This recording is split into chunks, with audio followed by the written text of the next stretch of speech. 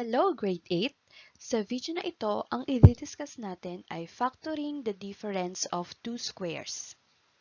So let's first recall the pattern for the special products, specifically the difference of two squares. So this is how the difference of two squares looks like. So when we say difference, that is our answer when we are subtracting numbers. Kaya naman meron tayong ditong symbol for subtraction or minus. Next, ang two squares naman ay ang a squared and b squared.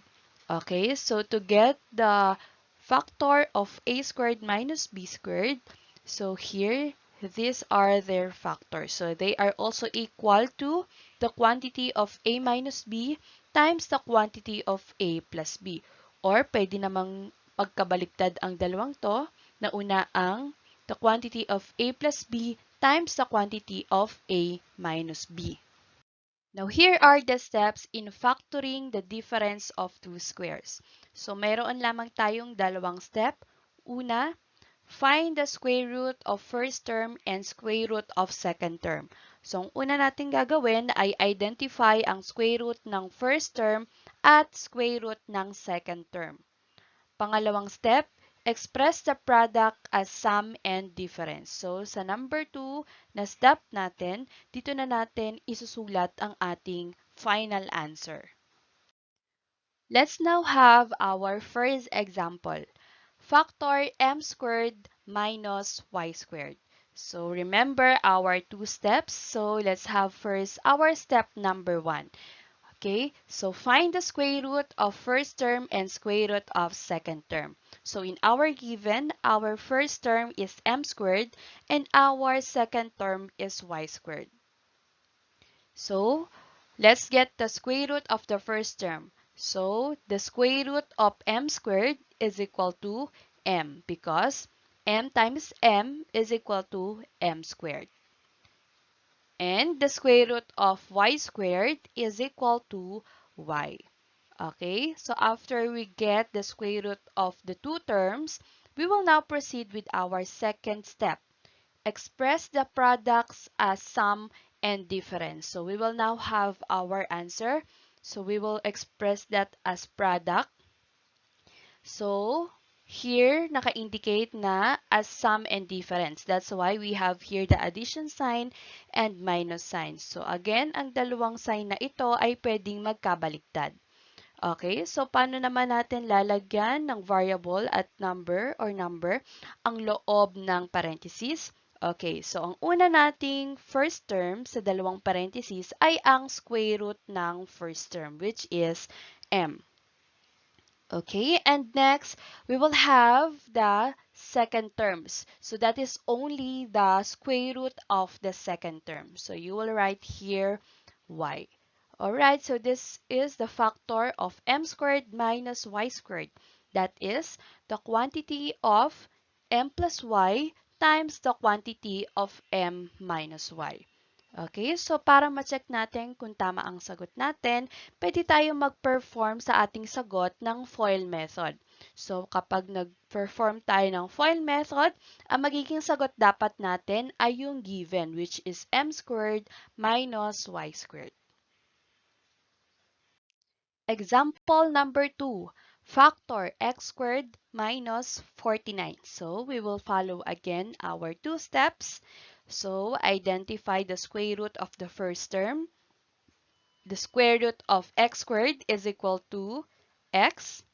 And what do you think is the square root of 49? So that is 7 because 7 times 7 is equal to 49. Okay, so we already identified the square root of the two terms. Therefore, we can now write our answer. Okay, so this is the product again of the sum and difference. So for our first term, that is the square root of the first term, which is x. And here, the last terms are the square root of the second term, which is 7. So here is our answer. We have the quantity of x plus 7 times the quantity of x minus 7. Moving on to our third example. Factor 9a squared minus 25b squared. Okay, so we will follow our steps. So identify the square root of the first term, which is 9a squared. So what do you think is the square root of 9a squared? So that is 3a. Okay, so the square root of 9 is 3.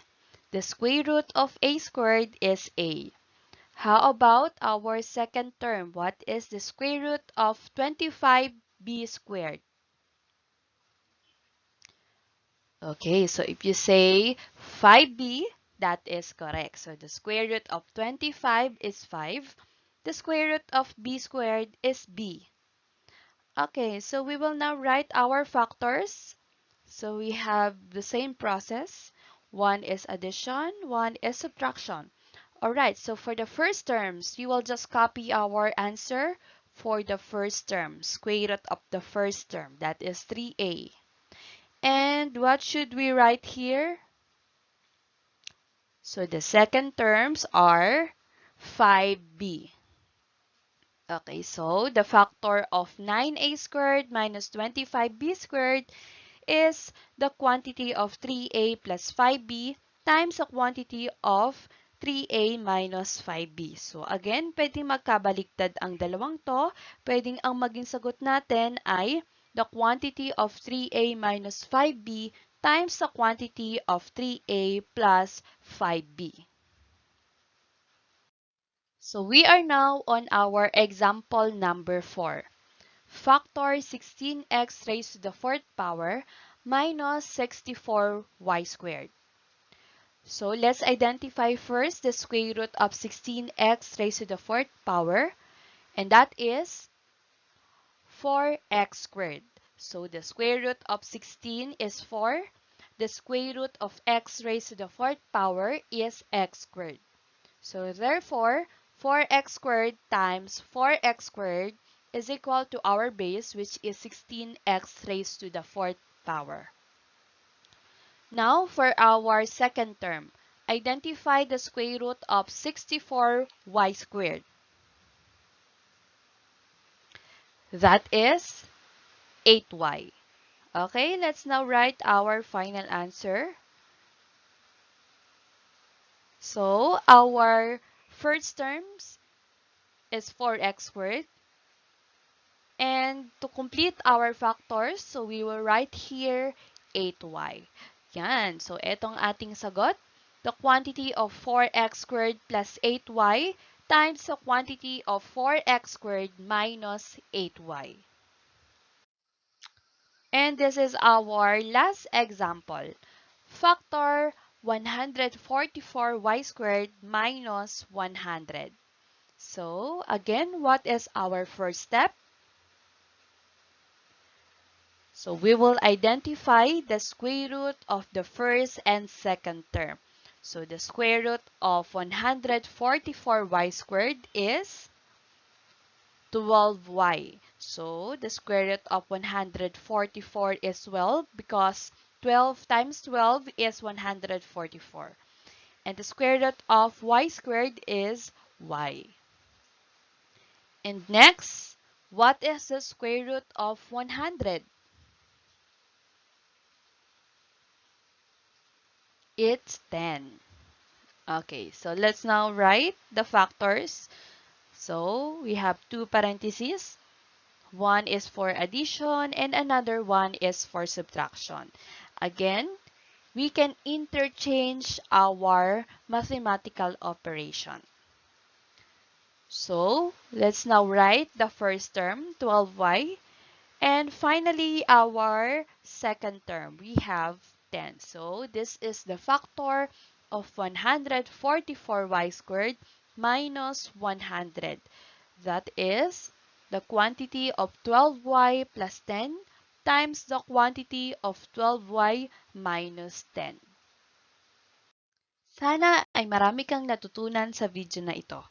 Thanks for watching!